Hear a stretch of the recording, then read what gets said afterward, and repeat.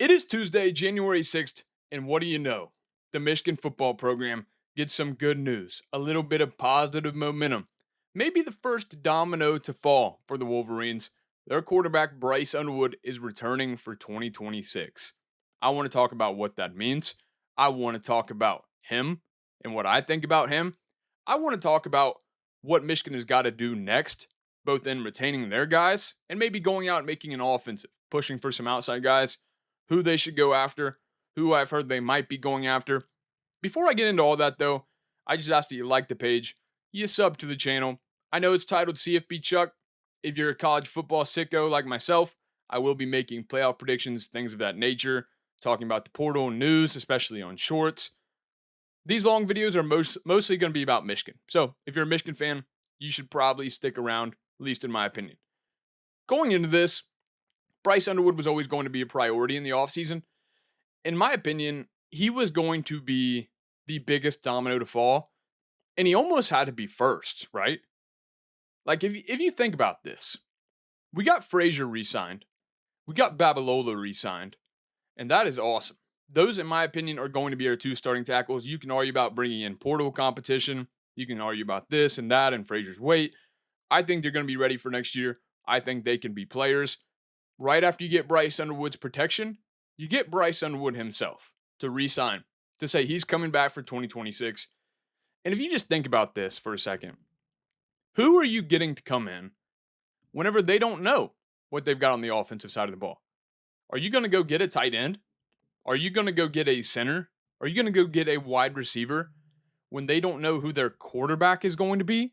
When they don't know if Michigan's even got an offensive line? I don't think you are.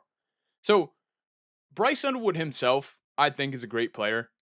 I think he can be a great player, and he will be a great player.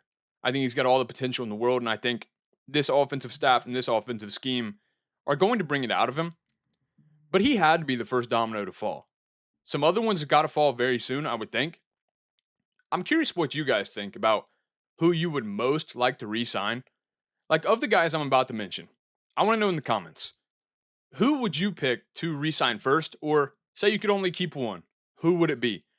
I think of Jordan Marshall. I think he's going to be back regardless, but he's going to be part of this hypothetical we've got going on. I think of Andrew Marsh.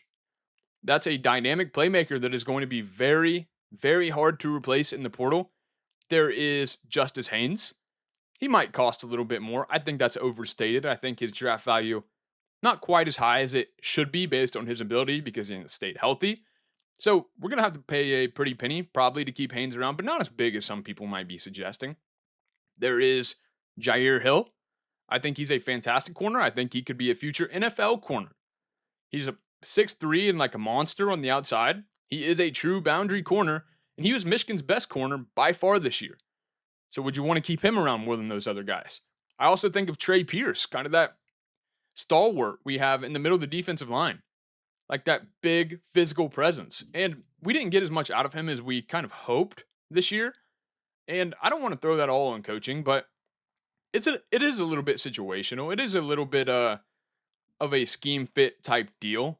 And I think he might be a little bit better player in a 4-3, 4-2-5. But that's neither here nor there. So of those guys, I'm curious who you guys would like to see if I had to pick. Oh man, I want a lot of them, and I think Michigan's gonna keep a lot of them. But my head probably goes to Andrew Marsh first, just because I think he is the hardest to replace. I think next I would go Jyaire Hill, because you're gonna find a corner on the outside that can play as physical and as big as Jyaire Hill. Probably not in my opinion. I next think of Trey Pierce, and the reason I think Trey Pierce is because these, again, are the guys that are hard to replace. You're not going to get too many quality big dudes in the portal. There's not going to be a ton of really good O-line, D-line in the portal. There's going to be some, but it is going to be a battle for them. You're going to have to really probably overpay. I leave Marshall and Haynes last, almost because I'm certain that Marshall's coming back. And I'm pretty certain Justice is coming back. If I had to guess, I would put myself near 100% Justice is coming back. So running back to me, less of a priority, but I would like to have all those guys back. Just being crystal clear. Of the young guys that Are they good enough that we get an official announcement yet? I don't know, but I would like to see one, and I definitely want to see him come back. I think of Nate Marshall. I think it's kind of a disappointment if Nate Marshall isn't your starting weak side defensive end next year. I think he can be a great pass rusher. I think he's super explosive. Got to get a little bit of size on him. Got to gain a little bit of physicality, but I think he can absolutely do that. I'm excited to watch the film of Nate Marshall versus Texas. I haven't dug into it yet, but I definitely want to. The linebackers are guys that I would want back. I'm really excited about the young two, especially Nate Owosu Boateng, Chase Taylor. I think they're both really good players. I've kind of thrown out some depth chart projections, and I think those guys could absolutely be starters next year and be good players that Michigan fans fall in love with. At the linebacker position, if I'm staying there, I like Troy Bowles. Would like to see that reannounced. I would like to see him back. On offense, there's kind of less. I think you would like to see a Jake Guarnera come back, and I think that could be like the next push is going and getting a guy like Guarnera. I've heard some positive momentum about him. I've heard that it's kind of like 55-45, 60-40 coming back to Michigan. So we'll see. I think they can make a push for him. And I skipped right over Cole Sullivan. I've heard it's the same deal with him, 50-50 between Oklahoma, between Michigan. One way or another, he's going to be on one side of that matchup, and it'll be interesting to see if he picked the right side whenever the time comes around. But Cole Sullivan, I want back. Jake Guarnera, I want back. I think those would be, outside of the guys that are not in the portal, those would be like the next dominoes to fall. Like, all right, we've got a quarterback, we've got the coaches in place, we kind of met them, we know what we're dealing with. Bringing those guys back is a big deal to me. I'm curious to hear what you guys think. If we could have any of those guys re-sign, and maybe even include the young guys, maybe even include some of those guys that are already in the portal, who would you want back? Pick number one for me has got to be Andrew Marsh. It just does. Jake Guarnera is up there, though. I won't lie. Can't believe I didn't include him to begin it, but I think that is where we're at right now in terms of the portal, right? I think we need to have some perspective and understand. A lot of these portal conversations have been going on since, when did we play Ohio State? November 29th. A lot of team seasons ended that day. So that is when portal season kind of began, when talk started. And if we're being honest, they probably started before that. But in large part, coaches have been building that momentum behind the scenes with agents, with parents, with ex-coaches, and Michigan hasn't been able to do that. So their first priority coming in was to retain their roster, and I don't think you can really go commit to portal recruits until you know what part of your roster you're retaining, because you don't know how much money you have free. You don't know what positions you need to fill and how much you're going to need to spend. Because say an Andrew Marsh doesn't come back, all of a sudden it's like, okay, maybe we got to spend big. Maybe we go make Cam Coleman the highest paid receiver in America. Well, maybe that's the only way we can get him, and it probably is. So that's where we're at. We're playing defense right now. Maybe a day or two more defense. I expect these announcements to come very shortly. I would expect them today and tomorrow. After that, we're going to play offense. And that's what I want to get into next, is playing offense. There's some names we've heard, and you've probably heard them by now. Two cornerbacks that I've got my eye on is Smith Snowden, who is coming on the visit. Utah fans are out there on the internet saying, he can't tackle. Newsflash, cornerbacks can't tackle. He missed a quarter of his tackles this year. 25%. You know who else did that? Every corner on Michigan's roster other than Jaden Sanders, who only had like 10 tackles. Cornerbacks cannot tackle. Welcome to football. However, he covers very well. 41% completion against. That would be the best on Michigan's team by a pretty good margin, by over 12%. So the other guy is Cam Calhoun. Obviously, early enrolled at Michigan, left pretty quickly, went to Utah, and then went to Alabama, back in the portal. So he's got that familiarity with Michigan. He's got the familiarity with that coaching staff. And I think kind of the double down would be him coming to Michigan. Because if they don't get him, I feel like either they just didn't make a push for him or he just doesn't like Michigan, because there's too much familiarity there for me to ignore. John Henry Daly is the name a lot of you have probably heard.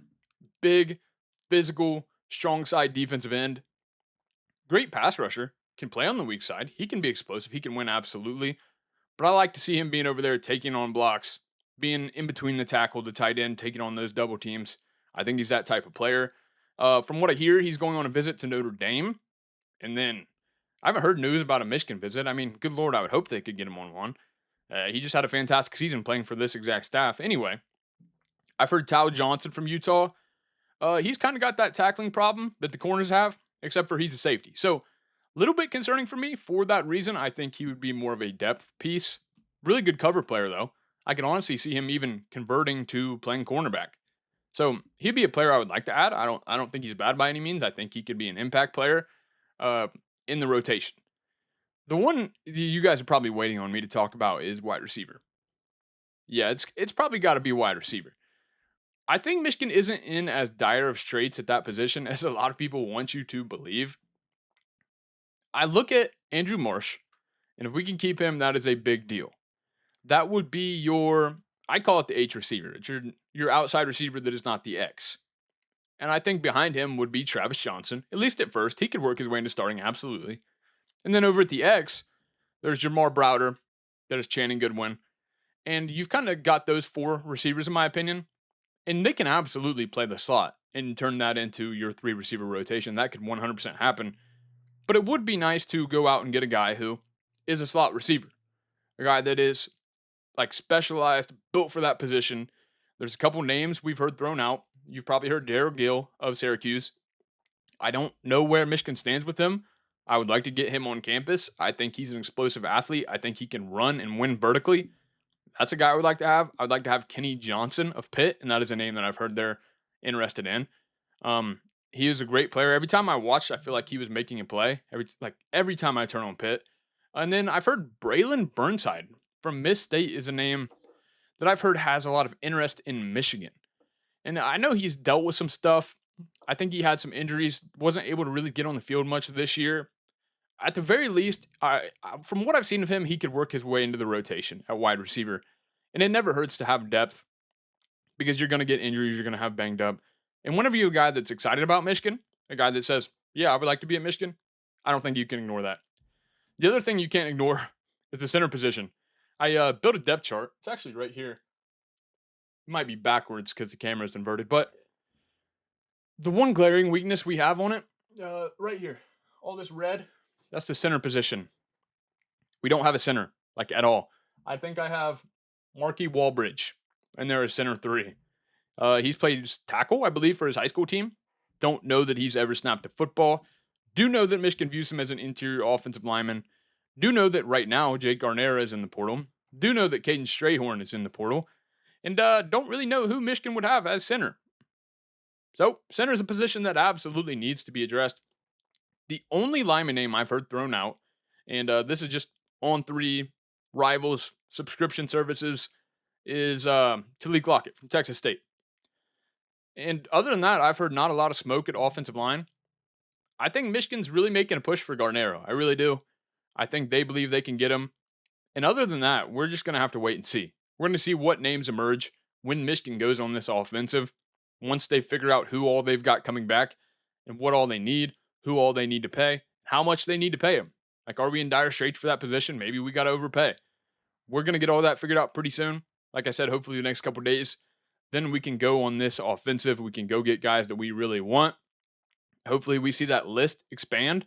Some guys coming on visits because right now, not a whole lot happening behind the scenes from my understanding. Playing defense, as I said before. I think overall, man, you got to be excited about Bryce Underwood coming back.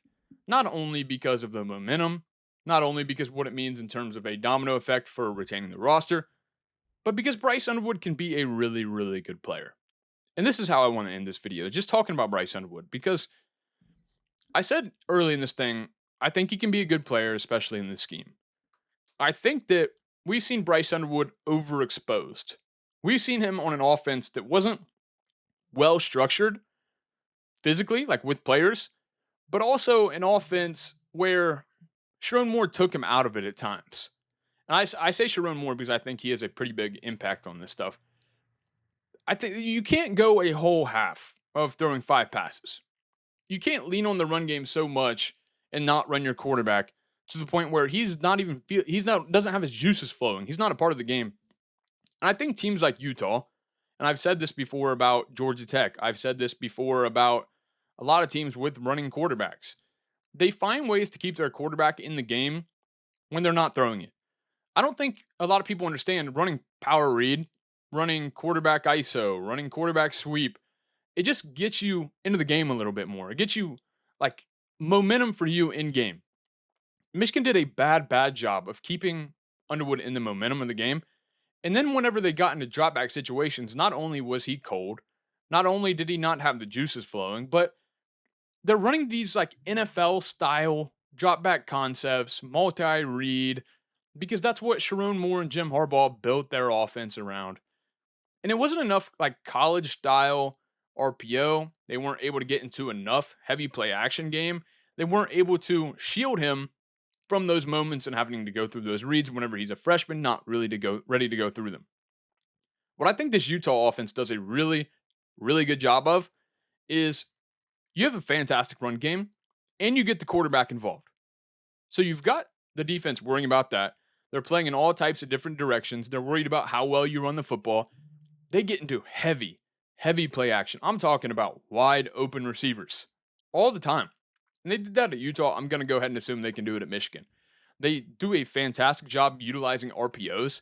There were some times Devin Dampier, I'd watch him go ice cold and they'd say, we got to get him a few easy reads. And then they would do it. And then all of a sudden, he starts building momentum. They start getting better throughout the game, and the offense gets cooking. I think it's important for a young quarterback, especially, to protect him in that way. And I think that Jason Beck does a fantastic job of building an offense around his guys. And he did what he could with Devin Dampier. He got a lot out of Devin Dampier. He's got a little bit more to cook with Bryce Underwood. And for that reason, I just think it's not fair to make a conclusion on Bryce Underwood after the freshman year. Not only because it's just not fair, not only because you shouldn't ever do that, it's dumb, but because he's going to be in a much better situation right now that's going to allow him to build up confidence to get better and better. And I just look back at quarterbacks that are fantastic right now. Dante Moore, he might be the first overall pick in the draft if he declares. And I think back to his freshman year at UCLA. He was awful. People wrote him off. People made jokes about Oregon signing him. And look what happened. He joined a competent offensive staff with a bunch of really great players. And now people are talking about him going first overall. I look at Ty Simpson. He had some momentum early to be the first quarterback off the board before it kind of fell off later in the year. Still a fantastic player in a really bad situation, in my personal opinion. Think back to his freshman year. I saw him get in the game against South Florida. They benched Jalen Milroe, and they said, all right, the fans want him benched. He's not playing well. Let's try out Ty Simpson. They almost lost to South Florida because Ty Simpson was so atrociously bad that Alabama could not move the ball in South Florida. Look at him now.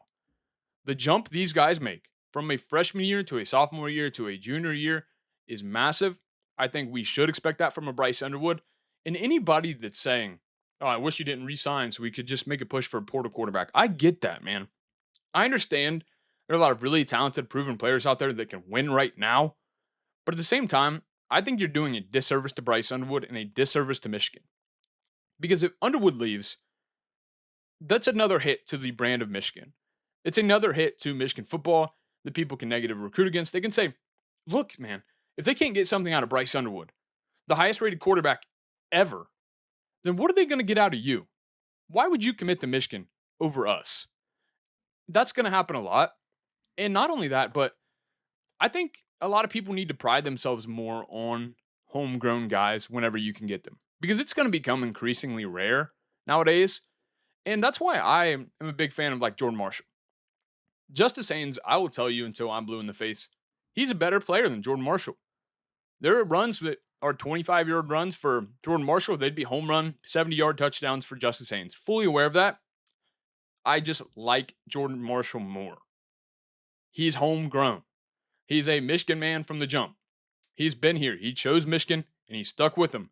For that reason, I love Jordan Marshall. I think a lot of people, especially if he plays well, will start to feel that kind of pride about Bryce Underwood. Because that's how I felt from the jump. Like, especially at the quarterback position, I want to develop that guy. I want to turn him into something great. So we can get a guy that comes in and says, hey, I'll sit behind Bryce Underwood for a year, and then I'll go be great. Because Michigan hasn't been able to do that in a long time. They haven't been able to pitch recruits on that in a long time. And it's pretty badly needed for the program. I think Bryce Underwood can be the guy to change that dynamic. I think he can have a lot of success. I think maybe with the talent he has, even if he doesn't have overwhelming stats in this offense, he can go forward, put on a good performance, get shielded by the offense a little bit if that's what has to happen, and then get drafted high. And then be yet another Michigan quarterback. We can say, oh, what are you guys talking about? They can't develop a quarterback. We've had 2 guys drafted in the top 10 in the last 4 years. JJ McCarthy, now Underwood. We develop quarterbacks. We get the pass game going. We get receivers involved. I think it's just a recruiting dynamic you can't overlook whenever you can develop a quarterback. Man, I'm excited about Bryce Underwood. I'm really excited about what he can do. Am I going to say right now he's going to be like a fantastic, just game breaking player? No, I don't think I can say that.